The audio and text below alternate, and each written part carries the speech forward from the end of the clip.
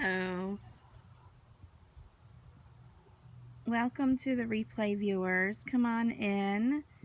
Guys, I'm just starting this I think a minute or so early, but I set up everything outside trying to save myself some room, and it's getting darker by the second. So I wanted to get started. Thanks guys. Come on in. Let me turn around and flip this around here so I can say hi and get started with you guys. So you guys can kind of see the games behind me. Gosh, I'm like sitting on the ground here.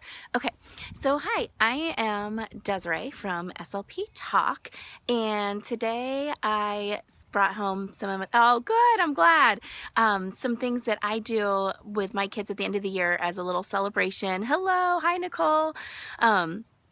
Hi, Busy Bee Speech.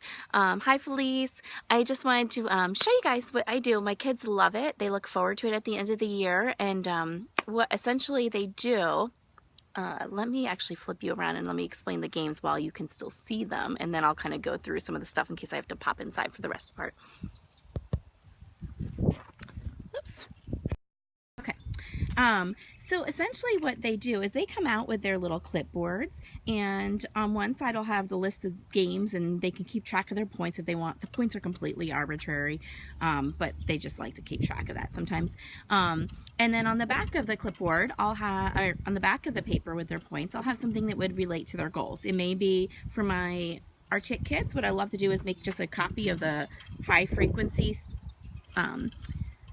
words, and they can find what words have their speech sounds. I'm sorry guys, it is super windy here. Hi Tina. You can probably see the cups clinking a little bit and hear my wind chimes blowing that I showed you last week. So bear with me here. It's freezing and cold. It's May and we're supposed to get frost again tonight, 30 some degrees. I'm in Southwest Ohio and it's just crazy. I'm freezing here. Okay. So one of the games, and these are games, I just made these using, you can tell on the back, just like that, I don't know, that board you can get at Home Depot or Lowe's. And be honest, oh good, I'm glad the wind chime, I love my wind chimes. I love actually listening to them even now. I'm not sure what this is called, but it's like that, it's kind of a cross between wood and cardboard, just at Home Depot's or Lowe's. And there is fake money on there, and you can see where see how some of the pennies, I wrote out penny toss and pennies, and well, I've had this for several years, so it's kind of it's thinning out a little bit. But essentially, yeah, it's not really paper though, it's more like a wood. It's closer to wood than paper. But essentially for this one, it's super simple. They just throw a penny and whatever they land on, there's $20, they get 20 points, that kind of thing. Yeah, thick poster board at the dollar store will work great too. As long as if you go outside, the only thing you'd have to worry about is make sure it doesn't blow away. So maybe weigh it down or something with something. So that's our penny toss. And I'm sorry guys, ask questions as you go. I just want to make sure I get this in where you guys can still see it.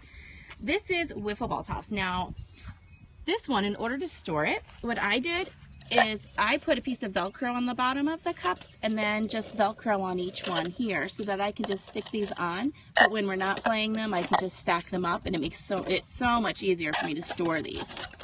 So that's what I did there. I'm kind of stacking them up through the phone. And there's really, like I said, the points are really arbitrary. So I just say, okay, pink cups are 5 points, orange is 10, and yellow and green are 15 or something like that. Just gives the kids, they get excited about that. And then these are some of the wiffle balls. I think we talked about this, oh gosh, maybe about a month ago or so. Yeah, you know what, because I used to hot glue them on, and then I felt like I kept having to remake it because storing it, the cups would break. So these are some of the wiffle balls I told you guys about, I guess about a month ago, where if you look inside you can see what the pictures are, and so the kids would look for a wiffle ball that may have their goals. You see I have language ones and Arctic and all that stuff, so they would look for a wiffle ball with their goal and then look inside and you know, read the words, make a sentence depending on what level they're at. So that's the wiffle ball toss, and they simply just, you know, toss a wiffle ball and see, sweet, 5 points. See what they get. That's one of their favorite ones. It is, for as simple as it is, they love that one. And then if the cups kind of toss around with the Velcro, if they fall off, you can, that's their job, is they have to make sure they have the cups stacked up and the wiffle balls back before they can move on. Leapfrog, and it does say leapfrog. You kind of can't see that blue, but it does. Do I move along the activities with them? Yes, I will. You know what? When we go outside, because I love to do this outside. This year I had to do it inside because it rained the entire week last week. But I do like to set it up outside because then I can set up some other things too. I go through and tell them what all the games, how to play all the games and what the rules are, and then they can go through. In fact, I need to grab my spinner. I live in Southwest Ohio, and it is never usually this cold at this time of the year, and usually this is the first year I had to do it inside. So for their, oops, sorry, I'm trying to set this up. For the leapfrog, I just have with a piece of wood I made. Do you do all yourself or with other SLPs? I made all these myself, but I do have another SLP that's in my building this year, and so she does like to bring her kids out too. Unfortunately, this year it didn't work out that way because my room is not really big enough to. Oh, sunny and hot in California, I'm jealous. My room is not big enough to hold 2 groups and of the kids and things like that, unfortunately. So this year it didn't work out that way, but usually we both bring out the kids. So this is our little frog leapfrog, and so they just hit this and the frog goes flying. I sometimes have little plastic ones and see if they can have it land on a leap pad. And what's nice is I can pull out these games throughout the year too if I just want to have one game, coming out, or just kind of can get used to these through the year. And really to store them because they're pretty flat. Oh, thanks. You know what? I think it's half of it is for me too, to keep me interested, to be honest too. But they're really easy to store because you stack them up, and I just slide them behind a cabinet half the time for storing them throughout the year. This finish line game, the kids love this, and I've used this throughout the years too. Do I bring out larger groups? Sometimes. It depends on if I need to make up some groups. Sometimes I usually bring up about 5 kids, but like I said, the other SLP, if she comes out too, sometimes we'll have a bigger group of kids out there. So this finish one is, and I just use, you'll recognize like little, McDonald's toy, or, Happy Meal toys and whatnot. So they choose what they want to be, and they stick it on the whatever number they want to be, whatever. And sometimes I'll have one dice, or I'll use 2 dice sometimes. And these are just the Dollar Tree dice. And then when you roll it, if it rolls a 6, if there is a person on number 6, say this little minion guy was on 6, if it rolls your number, then you move ahead 1. And so every time, so we just can go through this really quickly. 4, and sometimes one of the students will be the one that rolls. Oh, good. 5 below is giant dice too. Good. Another resource for them. And, so they move up 1 every time their number is rolled until they get to the finish line, and they love to race that way. This is a nice, easy one to use throughout the year, too. Okay, I'm going to walk you guys over here. Oh, gosh, I'm sorry. It really is getting darker out here. Yeah, you know what? I'll get a distance group. I just realized, though, that I did not grab out my spin the wheel, which is one of the favorite ones of the kids. Tell you what, guys, rather than make you have motion sickness, because I don't know about you guys, but I totally get motion sickness if I'm moving around when people are moving around like this. I'm going to sit you down for a sec, or here. How's that? Okay, I'm walking backwards. If I fall down, someone call for help. All right, so let me grab out my spin the wheel, because this I use throughout the year. I'm grabbing this out of my trunk, which is not the tidiest right now. You guys know, I'm sure you can relate. We travel with lots of stuff. So this is my spin the wheel. I'm trying to set it up here. There we go. Okay, I'm going to flip you guys around. Okay, right now I have it set up, and it's some of the chalk is a little smeared there from being in my car. Sorry, guys. I went and grabbed the rest of this stuff earlier today. So this is my spin the wheel. I use this year round. You can see this is chalkboard paint, and all it is I used, good old Pinterest gave me the idea on how to use it. This is a Lazy Susan, okay? that you can use to spin around. So it's a Lazy Susan, and I painted it with chalkboard paint. I got it from IKEA. So it was only maybe, I don't know, it was under 10 bucks. I'm sorry, whoever took that picture. I was just moving around. If you want to snap it on one, go ahead. So it was, oh gosh, maybe $7. I don't know. It was under 10 bucks. But I use this thing all the time. And I just adhered it to a piece of wood, and I hinged it so I could have it stand up. I'll show you guys the back in a minute. And originally I had nails put in. I'm not sure if you can see, there's a purple one here, so it's a little darker, but right now with the lighting. But I had nails, and then, but the nails started, after a couple of years, started to kind of pop out here and there. And so I had a student, love her dearly, and she said, well, let's put in, she started putting in some little tacks, like the plastic tacks. And they work awesome. They have not come out. I used some hot glue on the hole too to make sure. And all this is, guys, is a zip tie. So it's just attached to a little dowel rod that I put in the wood. And it's just a zip tie. And so the kids can spin, and they love to spin. I use this thing all the time. I'll put on WH questions. I'll put on choices. I'll put on arbitrary points. I'll put on, right, you can see right now I have the game. So I have race, wiffle ball toss, free spin. Whenever you're in doubt, just put a free spin on there if you have an extra one. Penny toss. I have say your sound 5 times because I had our tick group in there. But they came and they would spin what game they would play first. They love it. Some years I've had where they, at the end of the year, I'll let them all spin, like, and have different candy on there or things like that. But they love, love, love that spinner. I switch that around all the time and can use that just as a therapy idea in and of itself and get a whole session out of it very easily. On the back, because you have to use every little space you can, right, guys? So on the back, I have where I can track their homework when they did it.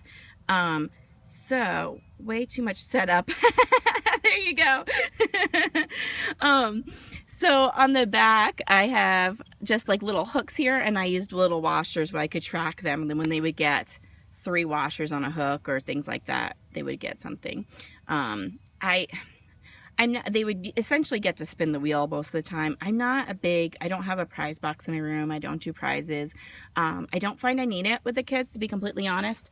I do more with, lunch with me or different things that are more time than actual like material prizes. But I've used that in the past too. I don't have the washers on right now because, well, travel. Why is it bright when I put it on me, but then I put it on the games and it's super dark? So yeah, so that is essentially what I do. I've had little, another carnival idea too, that I have used this game in the past. I didn't this year because I was trying to kind of save some room with being inside this year, but it's just take a mason jar. Let's put a couple mason jars out and just have them try to drop a clothespin in. So simple, so easy, and try to drop a clothespin in. As another really simple, easy game that you guys can set up. But yeah, you guys have any questions, or does that sound like, the kids love it. So it does make it rewarding, and it really wasn't a huge investment at all, other than, some paint. I painted the boards, but you really don't really have to even do that. But I've gotten a ton of use out of them. I did, essentially, it started because oh gosh, it is so windy out here. It started because my daughter, when she was younger, I had a carnival birthday party for her, and the kids loved the games. And so I used to wind up bringing out those games a lot for my kids just in the neighborhood that would play. And so that's where it started. And then I've actually had to remake the games because they just, through the years. So, do you have any questions? You guys have any questions? I'm not seeing any questions pop up. So if you have any, I'm afraid that my connection might be a little fuzzy out here. So if I'm not answering your question, I apologize. I'm just not seeing any pop up. So I will leave you guys. Okay, what was the last game? The spin the wheel one? Is that the one, Valerie?